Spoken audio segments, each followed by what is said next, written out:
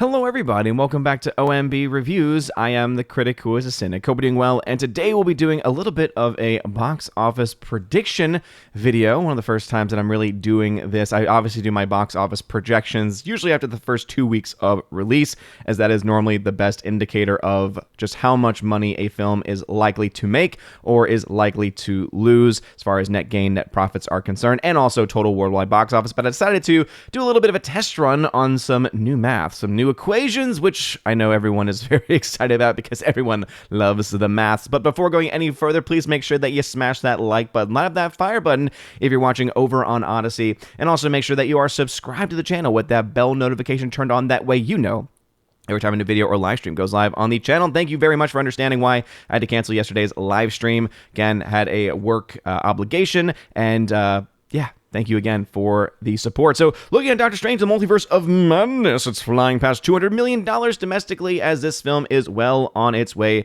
to being a massive box office hit and likely going to cross the $1 billion mark. Now, some people may have been questioning, saying, well, I don't know if it's going to make $1 billion or not. I mean, that seems like it's a bit much, Odin, don't you think? Well, we have a couple of factors here that are at play. First off, right, important to point out that as of this past Monday, it earned $13.3 million on Monday. Again, that's actually a very impressive number for a Monday, crossing the domestic number to around $200.7 million. Says that amount of cash arguably is on par with Avengers Age of Ultron, its first Monday back in 2015. Which was at $13.2 million. Of course, that's without adjusting for inflation. Doctor Strange 2's Monday was down 66% off its Mother's Day Sunday of 38.8%, $38.8 million. And they are projecting the film, heading into weekend 2, to expect a 60% decline for a 3-day weekend of around $74 million domestically, as the only other new film set to come out is Firestarter, and according to them, essentially it has 2 more weekends to play before the next major big box office likely success. Top Gun Maverick, set to come out Memorial Day, which has an outlook right now of around $75 to $100 million over 4 days. As you all know, I'm very, very excited about that film, but it's got 2 weekends to play out. So what exactly would a 60% decline look like for this movie? Well, I decided to put a little chart together and to put some math together. Ooh, not this one. This is the main chart. Yeah. Y'all aren't quite ready for the main chart, the behind-the-scenes chart, right? You can see this over on OMBReviews.com. But this is a little bit of a working formula that obviously can change over time and adapt over time. But I decided to say, you know what? What would that number actually look like, though, right? What would the actual final weekend number likely be, depending on exactly what the drop-off is going to be? And I'm looking at it more so from an international standpoint, so from both the domestic and international markets. And really, the range that I've come up with is that it's either going to have, at worst case scenario, 80% of a drop. I don't think that's going to happen, but worldwide, 80% drop, meaning that the weekend that it has this coming weekend is going to be 80%, right? It's going to be 80% of what it was, or rather only 20% of what it was in the previous weekend. So again, dropping 80%, minus 80%, only having 20% of a hold. And so let's say that it falls off. All the wheels fall off altogether. That means that the number for this weekend would be, as of right now, based on the current box office, which, again, this will be updating as the days go on, because we're going to get the Tuesday numbers, Wednesday numbers, etc. So this is going all the way up until Friday. And so based on these numbers as they currently stand, that means the movie, at worst, will be around $569 million.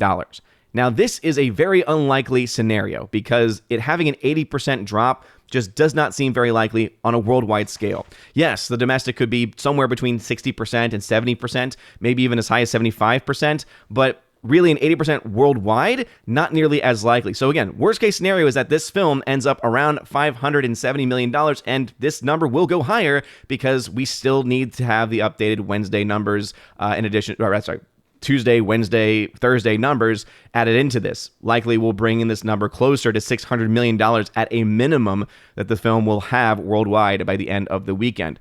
As you start to creep up, you start to realize, okay, let's say that 60% drop continues on, or rather, actually going to what they were saying is about a 60% hold, really about only a 40% drop from the previous weekend. What they are projecting then, again, if this happens on a worldwide scale, so not just the domestic 74 million they were talking about, that would mean the film would be roughly around $750 million by the end of its second weekend. And it's numbers like this which are why I am very confident that the film is on pace to make $1 billion at the box office, because let's say that the film does fall somewhere between this $700 and $750 million range. Well, remember, most films tend to either double the amount of money they make in the first 2 weeks of release, if it's a very strong film with a very strong amount of legs to it, or it only makes around 60 to 70% of its box office in those times. Well, the closer that this number gets to that $750 million mark, the more likely it is then, even if the wheels fall off, right? Even if we see that the first 2 weeks account for upwards of 70% of their box office, it is looking like that is going to still be enough for the film to be able to continue to push along to cross that $1 billion threshold. So again, I know that these numbers might seem a little bit confusing, but hopefully this makes a little bit of sense. Again, a 20% hold would mean an 80% drop, so dropping 80% from the previous weekend's numbers, based off, of course, also adding in what the current box office is where we get this number from, and so on and so forth. So that's the reason why you have a hold versus a drop, right? Because it's the actual monetary drop, the decrease in money that it's talking there about the actual drop, whereas the hold is, okay, how much of the money is it actually holding on to in the overall grand scheme of things. But let's go ahead and look at this 60% hold number, right? So let's say $750 million is the number that it ends up getting. Let's go ahead and copy that number here,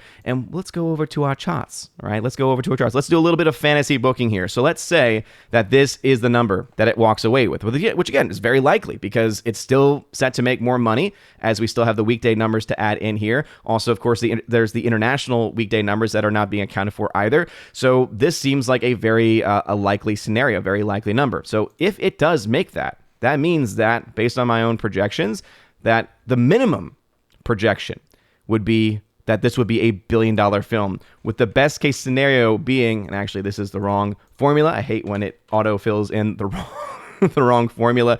But anyway, that would be, again, now I have to do this on the fly. So you would, of course, the easy thing about the 50% number is that you can just double it, because that's what it means. So best case scenario is that it reaches $1.4 to $1.5 billion. So still going to be far off from where Spider-Man No Way Home is. But as you can see, again, if that number holds, this is the likely scenario of what we're looking like for the Doctor Strange film.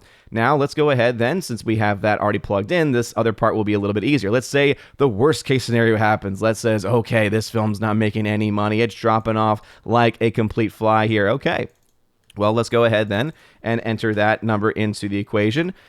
Worst case scenario would be around $800 million, with the best case scenario being around $1.1 billion. So even if it drops off, which again, this number right here is just mathematically impossible for it to be at by the end of this weekend, we are still looking at a film that's going to be darn close to $1 billion, because again, this is also assuming the wheels continue to fall off, while this is considering that the film would just do a lot better. And again, if this is a number that you're seeing, then the chances of it being this number are a lot less likely. So let's go ahead and have a little bit of fun too. So let's say that it actually has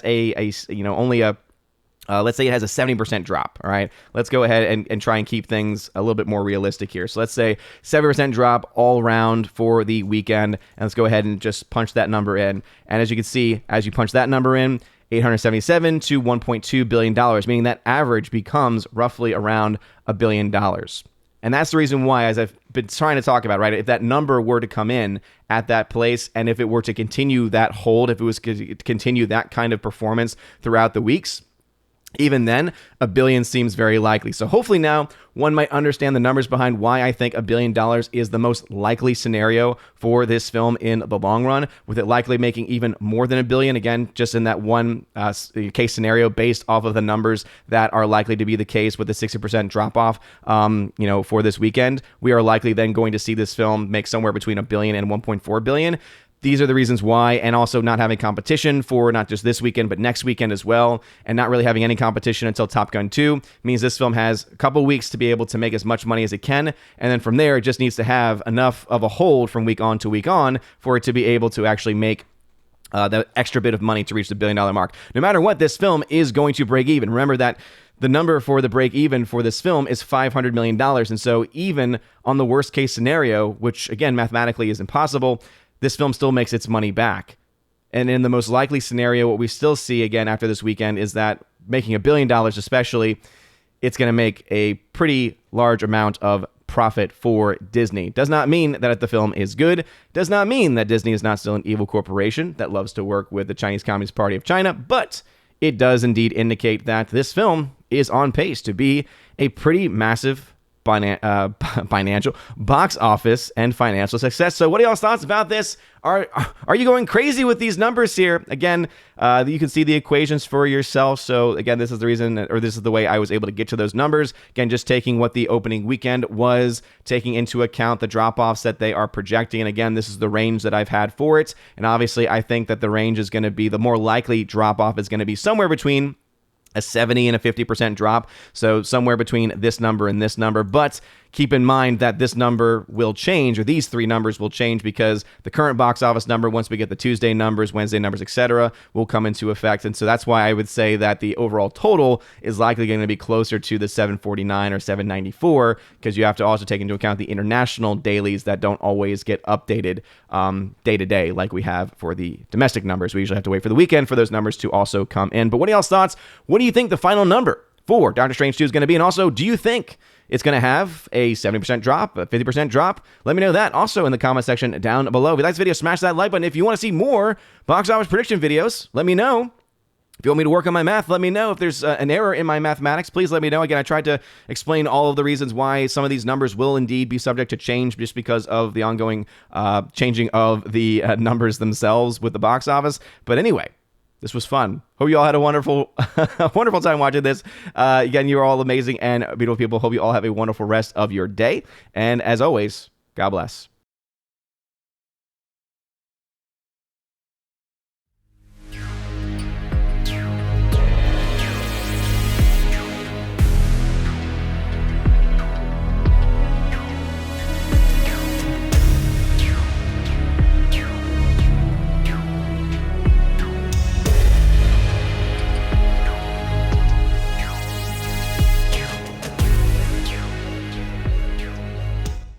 Before going any further, I wanted to give a very, very huge special shout out to one of my Valkyries, one of my longtime supporters, Tina B, the Empress of the Universe. Thank you. Thank you, thank you so much for being a supporter and for being a mod on this channel. And now for a huge special shout out to all of my members who are at the Keeper of the Bifrost level and above on Patreon, Subscribestar, and Locals. So first on Patreon, Brandon, let's go Brandon, Christopher Bowman, Garrett Searles, Hymir Irie Hymason, Jacob from Holland, Jacob Juice, who you can check out on his Letterboxd. Jacob Juice is how you can find it. Jeffrey Toon, Joey Horn, Jonathan Carney, Laura, the Modern Major General, Story, Mad Mike Jackson, special shout out for him in a second, Mad Mitch Dunaway, Orange Hat Reviews, you can check out his channel, Orange Hat Reviews, Rosetta Allen, you can check out her channel as well, Stan Andrian, and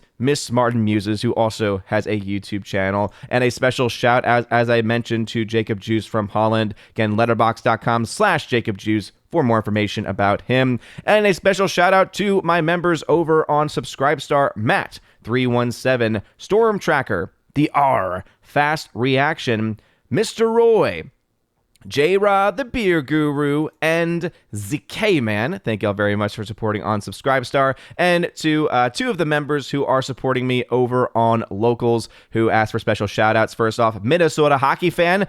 Let's go. Let's get a hockey player. And UAB, Mad Dog, Mike Jackson for the win. Thank you very much for supporting me, and also Robert Barnes on Locals as well. Anyway, if you want a special shout out, and Brett D90 for that matter, if you want a special shout out at the end of every single video, please check out that top link at the very top of the video description. It'll give you more information about the different tiers and what you get every single month. Thank you guys for your love, for your patience, for this month's shout out video as well. Have a wonderful rest of your day, and as always, God bless.